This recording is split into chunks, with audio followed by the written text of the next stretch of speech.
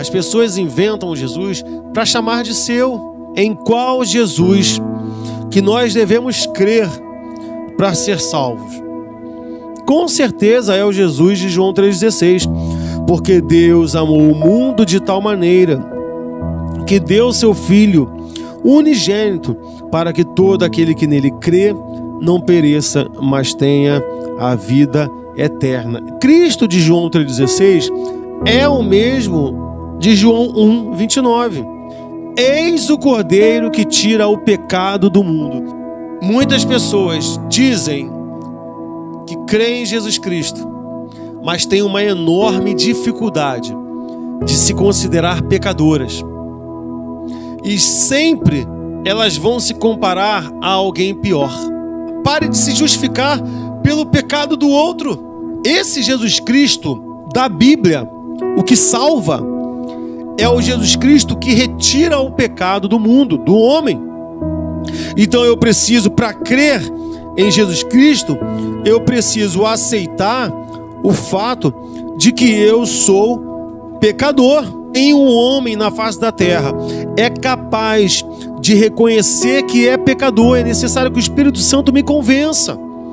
Isso não é uma obra espontânea, não é uma ação espontânea minha. Isso é uma ação do Espírito Santo me convencendo que eu sou pecador. Se uma pessoa diz que ama Cristo e nega ser pecador, esse reconhecimento de amor a Cristo não é do Cristo que salva. Esse Cristo é outro. Porque o Cristo da Bíblia, ele só pode ser recebido com a ação do Espírito Santo. As pessoas querem falar de Jesus, mas querem continuar sendo senhores da sua própria vida. Eu não preciso do Espírito Santo para crer em Jesus, para que ele resolva o meu problema. Muitas pessoas se aproximaram de Deus por causa da enfermidade, por causa do desemprego, por causa do Covid, por causa do medo de morrer, por causa disso tudo, por causa da, porque o filho foi preso, porque o filho foi doente, porque estava passando um momento de aflição, porque queria prosperar, porque queria que a empresa desse certo, porque eu queria trazer o marido de volta, queria trazer a esposa de volta, porque queria tantas coisas.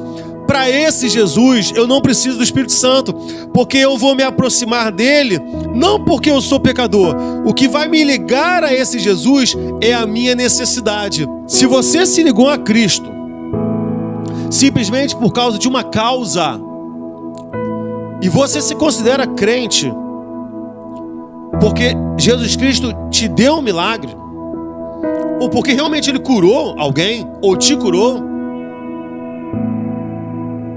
e em momento algum, nesse teu processo de religiosidade, nesse teu processo de se aproximar de Deus, nesse teu processo de ir à igreja, nesse teu processo de ir lá na frente, nesse teu processo de se batizar, nesse teu processo de ser frequentador de uma igreja, nesse teu processo de ser músico da igreja, nesse teu processo de ter feito um seminário e hoje ser um pastor de uma igreja, se você em nenhum desse momento entendeu que Jesus Cristo é o seu libertador e que você é um pecador e que você precisava ser salvo, o Jesus Cristo que você serve não é o Jesus Cristo que a Bíblia prega. Jesus respondeu a eles assim: em verdade eu vos afirmo, vós me buscais não porque vistes os sinais, mas porque comestes os pães e vos fartastes. O sinal não é importante. O que é importante é para quem ele sinaliza. O importante não é o milagre. O importante é a mensagem que esse milagre me dá. Pessoas que acham que são cristãs porque vivem a sua vida em busca de sinais. Vivem a sua vida em busca de milagres. Elas não estão buscando a Deus. Elas estão buscando milagres. Existem pessoas que conseguem ajudar o próximo e ainda assim continuar pecando. Existem pessoas que conseguem distribuir cestas básicas e ainda assim continuar adulterando. Existem jovens que conseguem ir por uma ação social, varrer rua, pintar poste e ainda assim continuar fornicando. Então cuidado para você não achar que o seu ativismo religioso faz com que você seja uma pessoa salva, porque muitos estão na igreja e estão em pecado. Muitos jovens às vezes saem de uma apresentação e saem do culto e vão direto para um motel para fazer sexo com a sua namorada. Muitos homens casados e mulheres casadas saem do culto e têm encontros com amantes. Isso é terrível. Muitas pessoas saem dos seus cultos e na segunda-feira continuam sendo desonestas no seu trabalho.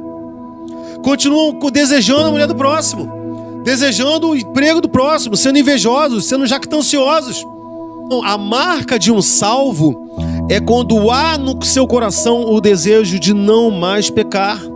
E porei o meu temor nos seus corações para que nunca se apartem de mim. Gálatas 4:6 vai dizer: e porque vocês são filhos, Deus enviou aos vossos corações o Espírito de seu Filho. Que Espírito é esse? O Espírito Santo, que clama o quê? Abba, Pai. Qual é a característica do Filho de Deus? O desejo ardente, pulsante, latente de alguém que clama: Abba, Pai. Pai, eu te desejo. Jeremias 2:32 vai dizer: porventura uma virgem se esquece dos seus enfeites? A noiva esquece dos seus adornos? Aí ele vai dizer: todavia o meu povo se esqueceu de mim. Um salvo em Jesus Cristo jamais se esquece do Senhor. Ele vive aquele amor dia a dia e nada esfria esse amor. As coisas do Senhor devem ocupar a minha vida. A palavra de Deus deve ocupar a minha mente. Como pode ter cristãos que rejeitam a Bíblia? Como podem ter igrejas que rejeitam a Bíblia? Como podem ter ministros de louvor, músicos na casa do Senhor que não se dedicam a ler a Bíblia? Como pode existir crentes que não querem ler a Bíblia, que não querem estudar a Bíblia porque a Bíblia é a palavra de Deus?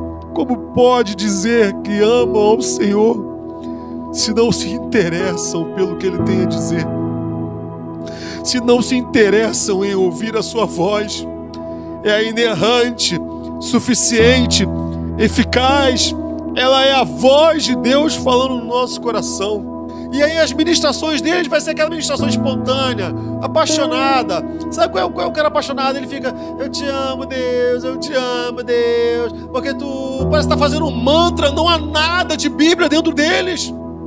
Um cristão que ama ao Senhor é um guardião da palavra de Deus. Ele se alimenta da palavra de Deus, ele come a palavra de Deus, ele bebe a palavra de Deus, porque ele se interessa pelo que Deus tem a dizer. O seu anseio é pela palavra de Deus, é pelo conhecimento de Deus, é por conhecer os atributos de Deus, é por se envolver na sua santidade, por temer a sua justiça, por amar a sua misericórdia. É conhecer ao Senhor. A palavra do Senhor vai nos ensinar: sigamos e prossigamos em conhecer ao Senhor. É essa a certeza. É essa a certeza que deve haver no nosso coração. É esse desejo pulsante, porque Deus colocou em nós o seu Espírito, o Espírito do seu Filho, o Espírito Santo, e o que Ele diz: Abba, Pai, Paizinho, eu te amo, eu te venero, eu te adoro, eu te desejo mais do que tudo na minha vida. É tempo de nós nos arrependermos, olharmos para as nossas vidas e, se for necessário, voltarmos ao primeiro amor. Deus te convida hoje a você voltar ao primeiro amor.